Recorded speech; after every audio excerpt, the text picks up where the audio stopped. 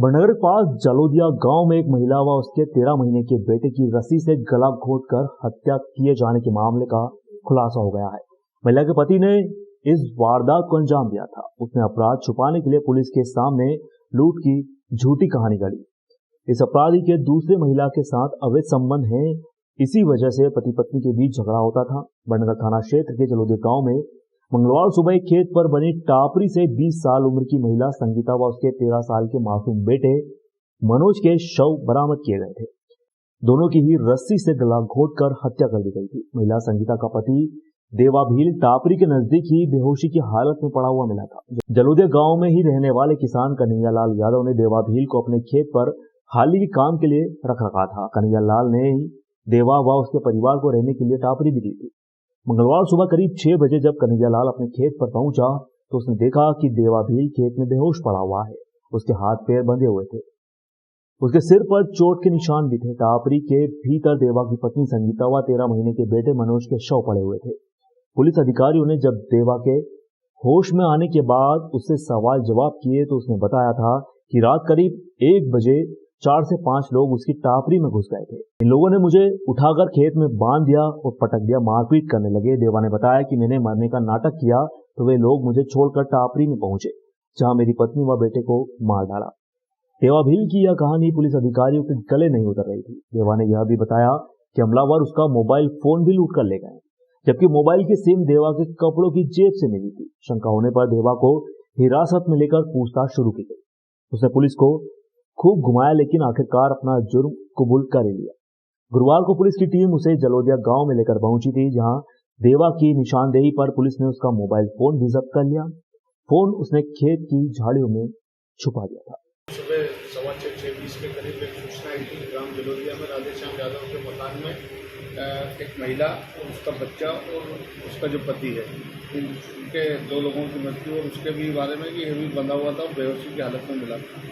उसमें घटनास्थल में पुलिस अधीक्षक महोदय, एफएसएल टीम, थाना प्रभारी, अपने सभी साथियों, पाटीदार जी और ये सभी लोगों को लेकर हम लोग वहाँ पहुँचे और घटनास्थल पर देखा तो महिला संगीता वो मृत अवस्था में थी। बच्चा जो था 1.5 से 2 साल का मनीष वो भी मृत अवस्था में था और इसका जो इसमें जो आरोपी है देवा, ये घायल अवस्था में इसको यहाँ हॉस्पिटल पहुँचाया गया था। प्रथम दृष्टया ये लग रहा था कि जैसे किसी बाहर के लोगों ने उसने बहुत कोशिश की इधर उधर की कहानी बनाई, लेकिन थाना प्रभारी मनीष मिश्रा उनकी टीम ने लगातार उसको करके पूछताछ करके और फिर देवा को बाजना क्षेत्र से गिरफ्तार किया। सख्ती से पूछताछ करने पर उसने ये अपना कबूला किसी लड़की से इसके संबंध अवैध संबंध थे और उससे जब वो बातचीत कर रहा था, बातचीत करते के समय ही उसकी पत्नी से उसका विवाद हुआ तो पत्नी ने गुस्से में आके बच्चे को मारा। फिर जब उसने बच्चे को मारा तो उसने पत्नी को लात मारी और फिर इसने अपनी पत्नी की गला दबाकर हत्या कर दी। तो बच्चे को रोना देखते इसने जब देखा कि कोई आसपास के लोग ना आ जाएं तो इसने बच्चे की भी हत्या कर दी और घटना को दूसरा रूप देने के लिए इसने अपने हाथों में जो गाय बैल को बांधने वाला फंदा रहता है, फंदे को हाथ में फंसाया और पास में ही घास पे जाकर लेट गया और लगातार बेहोशी का नाटक करता रहा और उसके बाद पीआई मनीष मिश्रा उनकी टीम ने लगातार विवेचना कर उसको गिरफ्तार किया गया है और उसी ने अपनी पत्नी और बच्चे की हत्या की।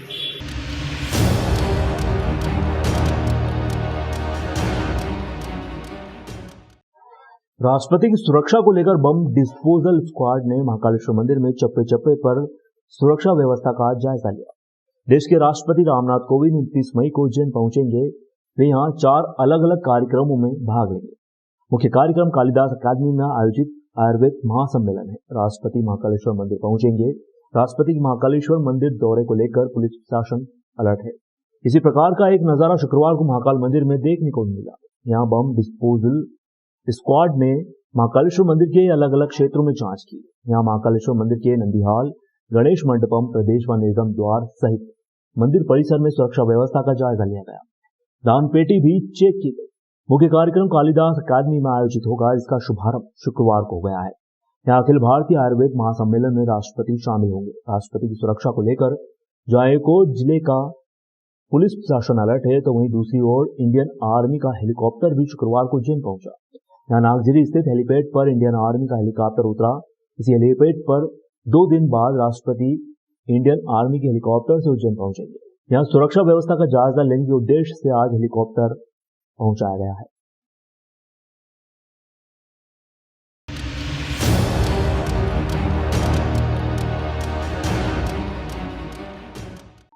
अखिल भारतीय आयुर्वेद महासम्मेलन के 59वें महाधिवेशन का समारोह देश के महामहिम राष्ट्रपति रामनाथ कोविंद आने वाले हैं। इसको लेकर मध्य प्रदेश की पुलिस के कई वरिष्ठ अधिकारी भी उज्जैन पहुंचे हैं। उज्जैन पुलिस कप्तान सत्येंद्र कुमार शुक्ला व्यवस्था का जायजा लेते हुए सड़क पर नजर आए। इसके साथ ही अपनी टीम के साथ कार्यक्रम स्थल पर पहुंचकर मौजूद पुलिस कर्मियों को व्यवस्था को देखते हुए समझाइश भी दी। साथ ही कप्तान ने बताया यदि किसी भी प्रकार की किसी व्यक्ति ने थोड़ी सी भी गड़बड़ी करने की कोशिश की तुरंत कार्रवाई करने के निर्देश भी दिए गए। उज्जैन के आसपास लगभग 3 किलोमीटर की दूरी पर पुलिस विशेष निगरानी रखेगी। 32 बटालियन से एसएसपी सविता सोहान अपने पुलिस अधिकारियों को विशेष रूप से समझाइश किसी प्रकार की लापरवाही बर्दाश्त नहीं की जाएगी। सागर से पहुंचे आईपीएस अफसर डॉक्टर रविंद्र वर्मा ने भी विशेष मोर्चा संभालते हुए दी गई जिम्मेदारी को लेकर सक्रियता दिखाई। जितनी भी चीजें आप सब लोग जानते हैं कि हम लोग ने जो भी डिश बनाई है वहाँ का प्रमाण पत्र होना चाहिए। इस बार सब चीज़ों को चेक कर लेंगे जिनके अंदर व्यवस्था लगी है, मतलब पर्टिकुलर इस ईयर में महिला स्वामी वेडिंग के लिए लिखा हो तो उसमें हुज्जत करने की कोई सबसे इम्पोर्टेंट चीज़ है कि आपका टर्न आउट अच्छा हो पर आपका व्यवहार भी अच्छा हो। देखिए, महामहिम राष्ट्रपति महोदय के आगमन के संदर्भ में यहाँ पूरी व्यवस्थाएं हम लोग की तैयारी हो चुकी है। कुछ जो तैयारियां हैं वो अभी अंतिम चरण में है और हमारे पास पूरा फोर्स अलॉट हो गया, हमारे सभी अधिकारी हैं और ये पहली रिहर्सल है। इसी तरह की अगली रिहर्सल शाम को भी होगी और कल मिनट टू मिनट रिहर्सल होगी। इस दौरान हम अपनी जो सुरक्षा व्यवस्था है उसका जो एक्सपर्ट प्रोटोकॉल है उसके अनुरूप उनका सुरक्षा व्यवस्था की ड्रिल करेंगे। साथ ही साथ लगभग 3 किलोमीटर का जो दायरा है हेलीपैड से लेकर पूरे 3 किलोमीटर का दायरा और महाकाल मंदिर के आसपास का जो है उसको हमने नो फ्लाइंग जोन रखा हुआ है। वहाँ किसी भी तरह की कोई फॉर्म एक्टिविटी नहीं होगी। सारी व्यवस्थाएं जो है पूर्ण हो चुकी हैं। अब रिहर्सल भी शुरू हो गई है और माननीय महामहिम राष्ट्रपति महोदय का प्रोग्राम में सुरक्षा व्यवस्था के साथ सुनिश्चित हो इसके लिए पर्याप्त इंतजाम।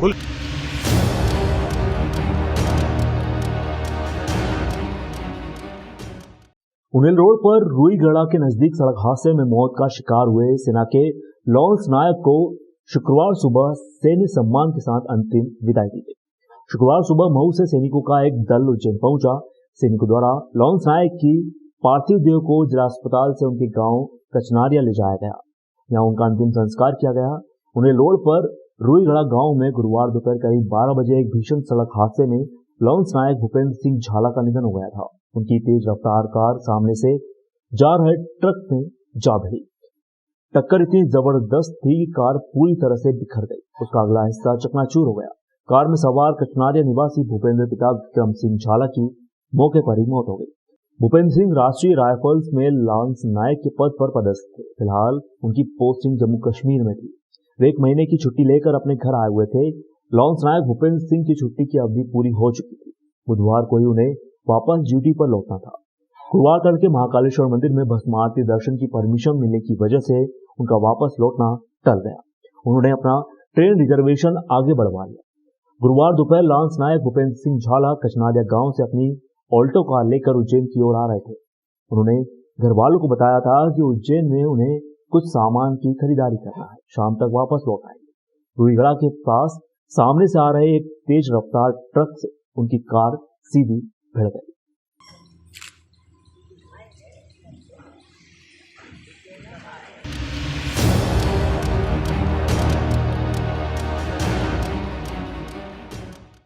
धर्मनगरी उज्जैन में शुक्रवार से 3 दिवसीय अखिल भारतीय आयुर्वेद महासम्मेलन की शुरुआत हो गई।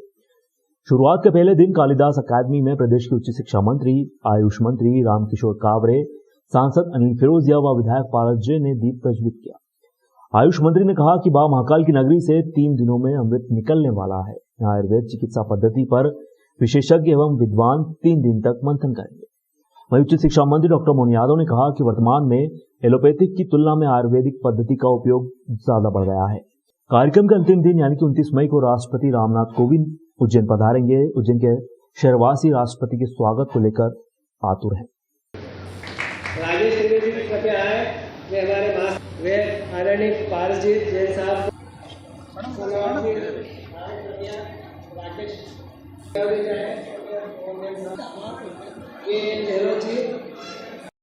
बाबा महाकाल के पवित्र नगरी है और इस पवित्र नगरी से ही अमृत निकलने वाला है। आयुर्वेद हमारी पुरानी पद्धति है, 5000 वर्षों की हमारी चिकित्सा पद्धति है। उस चिकित्सा पद्धति के माध्यम से हम अपने गांव में बसने वाले लोगों को कैसे ठीक कर सकते हैं, कैसे स्वस्थ रख सकते हैं। आयुर्वेद में स्वस्थ व्यक्ति को ही स्वस्थ रखना है, ये हमारा मेन लक्ष्य है। उसी लक्ष्य पे हम काम कर रहे हैं।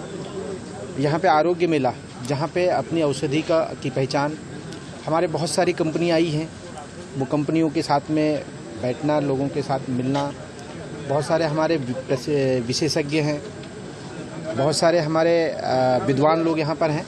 वो अपनी बातें भी बताएंगे लोगों को, सारा चीज़ों से प्रैक्टिकली चीज़ें हम जोड़ेंगे।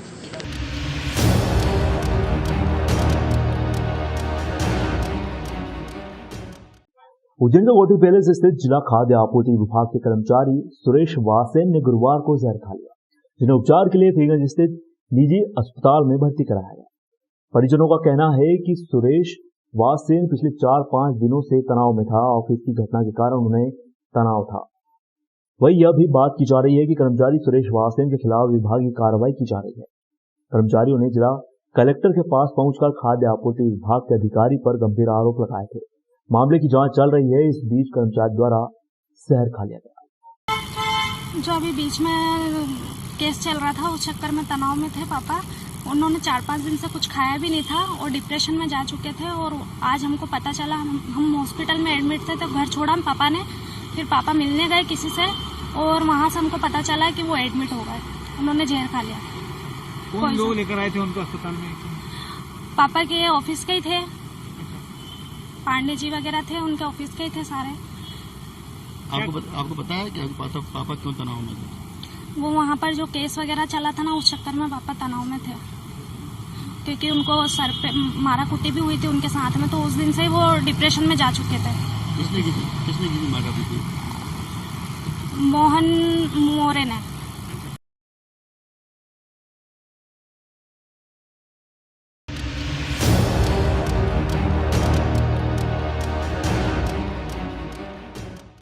उज्जैन की चिमनगंज सब्जी मंडी में आलू व लहसुन की आवक बढ़ गई है। शुक्रवार को लहसुन के 4000 कट्टे बिक्री के लिए मंडी में पहुंचे।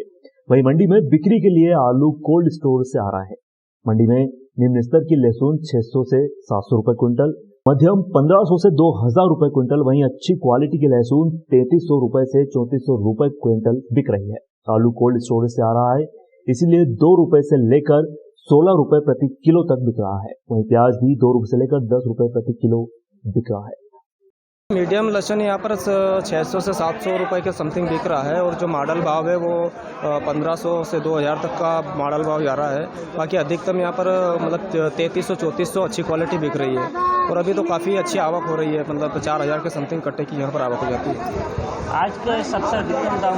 आज का अधिकतम भाव जो है अभी तो 2970 रुपये बिका है। बाकी मंडी अभी नेक्स्ट चल रही है, तो माल अगर क्वालिटी का होगा तो भाव और भी बढ़ सकते हैं। तो अभी आलू स्टोर से कम निकल रहा है और अच्छा आलू कम आ रहा है। अच्छा आलू का भाव है 15-16 रुपया किलो और हल्का आलू 8 रुपया 7 रुपया किलो और बारीक छर्री है वो 2 रुपये किलो। वहीं प्याज की बात करें, ये आलू का सिस्टम दिया मैंने। प्याज बताता हूँ, प्याज अच्छी प्याज है 10 रुपये किलो, हल्की प्याज है 5 रुपये किलो और बारीक प्याज है 2 रुपये किलो।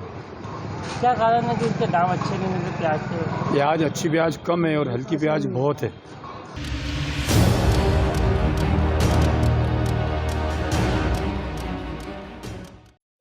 उज्जैन में शुक्रवार को एक बड़ा हादसा टल गया। दरअसल यहां MR5 रोड पर CNG गैस पाइपलाइन फूट गई। घटना की जानकारी लगते ही गैस कंपनी के कर्मचारी मौके पर पहुंचे और तत्काल गैस रिसाव को रोका। दरअसल यहां पेट्रोल पंप के लिए पाइपलाइन खुदाई का कार्य चल रहा था। बीच में CNG गैस पाइपलाइन होने की वजह से वह फूट गई। CNG के सुपरवाइजर ने बताया कि यह पेट्रोल पंप पाइपलाइन का कार्य बगैर जानकारी के किया जा रहा था। यदि गैस कंपनी को जानकारी दी जाती तो यह घटना घटित नहीं होती। समय पर गैस रिसाव रोक दिया गया, वरना आगजनी एवं बड़ा विस्फोट होने की संभावना बन जाती। पीएनजी की जो अपनी डोमेस्टिक लाइन जाती है पीएनजी कनेक्शन के लिए, जो भी पाइप नेचुरल गैस की जो लाइन चल रही है वो लाइन है। ये यहाँ पे IOCL का पंप का डीलर का काम चल रहा था, उसके दौरान वो जेसीबी से खुदाई कर रहे थे। उस दौरान इन्होंने हमारी गैस पाइपलाइन डैमेज कर दी है।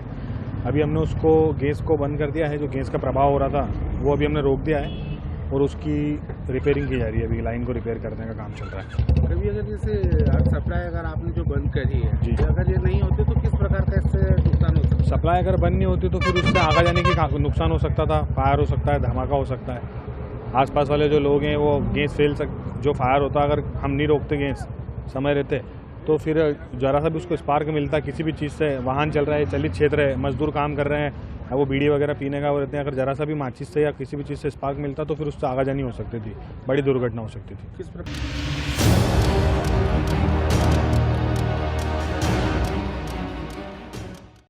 बुरहानपुर की शाखा ICICI बैंक की लापरवाही सामने आई है। किसान ने लोन नहीं लिया, फिर भी उसके 2 एकड़ भूमि पर खसरा नंबर 42/2 पर बैंक ने 29,28,200 रुपए का लोन चढ़ाकर उसे बंधक बनाया है। पूरा मामला डोई फोड़िया के किसान प्रहलाद बेंडू चौधरी के साथ घटित हुआ है। किसान प्रहलाद ने बताया कि खेती के लिए सोसाइटी से ऋण लेने गए तो सोसाइटी कर्मचारियों ने बताया कि नए नियम के अनुसार ऑनलाइन खसरा निकाला गया, तो उस खसरा नंबर 42/2 में ICICI बैंक ने 29,28,200 रुपए का कर्जा चढ़ाकर बंधक बनाया हुआ है। किसान को बैंक से NOC लाने को कहा। नो ड्यूज आने के बाद ही आपको सोसाइटी का लोन मिल जाएगा। किसान NOC लाने के लिए ICICI बैंक बुरहानपुर गया।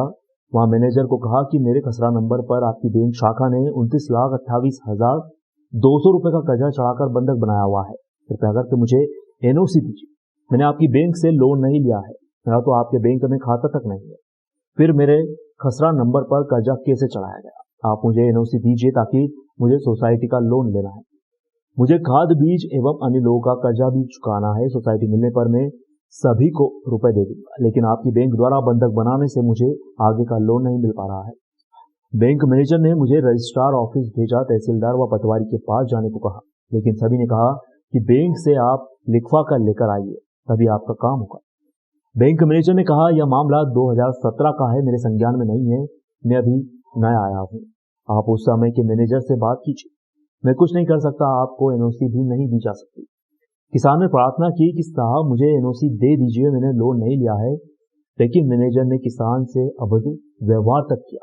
किसान ने मुख्यमंत्री हेल्पलाइन 181 पर भी अपनी समस्या का निदान के लिए शिकायत की। किसान ने कहा कि मैंने किसी प्रकार का लोन नहीं लिया, मुझे ICICI बैंक में कर्जदार बना दिया है, मेरी समस्या का निदान नहीं होता है तो मैं आत्महत्या करने पर मजबूर हो जाऊंगा। इसका जिम्मेदार बैंक एवं इससे संबंधित अधिकारी होंगे।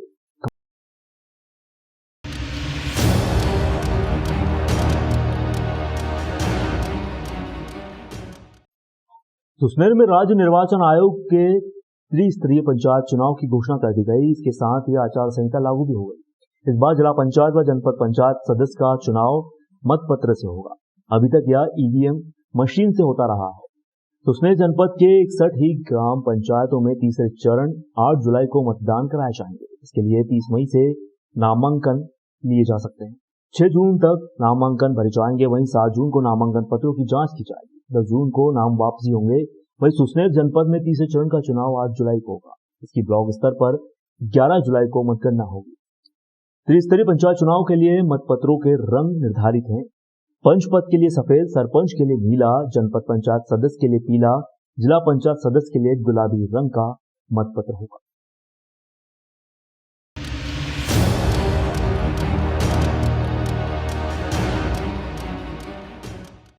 राजगढ़ SP प्रदीप शर्मा ने खुजनेर में हुई लूट की वारदात को खुलासा करते हुए बताया कि प्रेस कॉलोनी पचोर निवासी जगदीश सोनी पिता नारायण सोनी ने 21 मई को दर्ज कराई रिपोर्ट में बताया गया कि वह खुजनेर में सोना चांदी की दुकान चलाता है और पचोर से रोज बस से खुजनेर अप डाउन करता है। 20 मई की शाम को करीब 7 बजे वह अपनी दुकान मंगलकर घनश्याम वर्मा निवासी दिंडोरी के साथ मोटरसाइकिल पर बैठकर सोने चांदी से जेवरात के बैग लेकर पचोर बाईपास खुजनेर पहुंचा, जहां घनश्याम वर्मा ने उसे छोड़ दिया। जगदीश सोनी बस का इंतजार करने लगा, तभी एक आदमी आया और धक्का देकर सोने चांदी से भरा बैग छीन कर ले भागा। इसके बाद पुलिस ने धारा 394 के तहत मामला दर्ज कर आरोपी की तलाश शुरू की है। इसमें पुलिस को सूचना मिली है कि स्विफ्ट डिजायर कार में 3 व्यक्ति मीठनपुर रोड ब्रिज के नीचे सोना चांदी के जेवर बेचने की फिराक में हैं, जिन्हें पुलिस ने 5 आरोपियों को गिरफ्तार कर पूछताछ की। इस दौरान आरोपियों द्वारा लूट की वारदात को स्वीकार किया गया। इसके बाद घटना बहुत गंभीर थी और व्यापारी से रिलेटेड थी। इसमें एक टीम का गठन किया गया। टीम में अलग अलग जगह पर हमारे जो कैमरे लगे हैं राज्य के तहत कैमरों को खंगाला, जिसमें एक स्विफ्ट डिज़ायर गाड़ी को पहचाना गया, परंतु उनकी नंबर नहीं क्लियर था, इसलिए अलग अलग दिशाओं में और अन्य टीमें मूव की हैं। इस गाड़ी की जब पहचान हुई मुखबिर के माध्यम से, तो इसमें पता चला कि इसमें 5 व्यक्ति टोटल इस घटना को उसमें अंजाम दिया है और उसमें 24 तारीख को एक मुखबिर की सूचना पर 3 लोगों को मिठनपुर रोड पर गिरफ्तार किया गया। इन तीनों से जब पूछा गया तो इन्होंने इसमें हमीद उर्फ बल्ला, सलीम खान, ये कुछदेर का रहने वाला है, इसके ऊपर करीबन पुराने 5 अपराध दर्ज हैं। जफ़र मंसूरी 42 साल, ये शाहजहाँपुर बक्सी का रहने वाला है, सक्सी का रहने वाला है, इसके ऊपर भी 4 पुराने अपराध दर्ज हैं।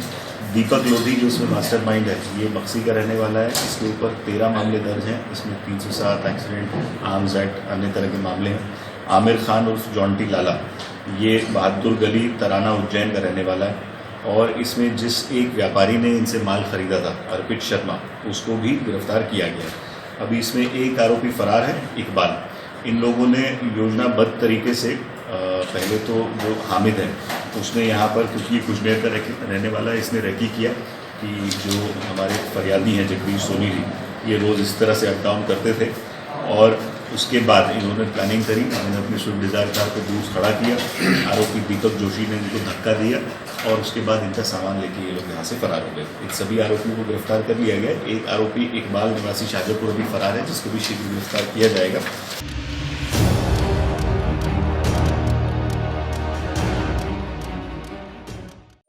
ब्यावरा में भंवरगंज निवासी आकाश जाट व इश्तियाक नबी खान के बीच पुरानी रंजिश को लेकर हुए विवाद में पुलिस ने शांति भंग करने के आरोप में आरोपी इश्तियाक नबी खान के खिलाफ धारा 151 के तहत कार्रवाई करते हुए एसडीएम कोर्ट में पेश किया, जहां पर फरियादी आकाश जाट के द्वारा आपत्ति दिए जाने के उपरांत अनुविभागीय दंडाधिकारी संजय उपाध्याय द्वारा जेल वारंट जारी कर उसे जेल भेज दिया गया।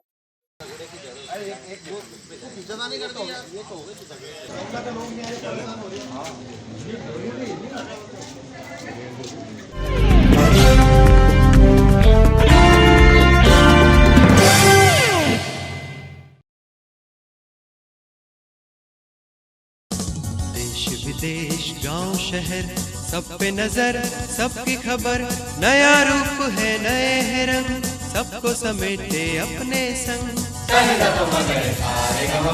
आपका अपना शहर का सपना दैनिक अवंतिका, दैनिक अवंतिका, दैनिक अवंतिका।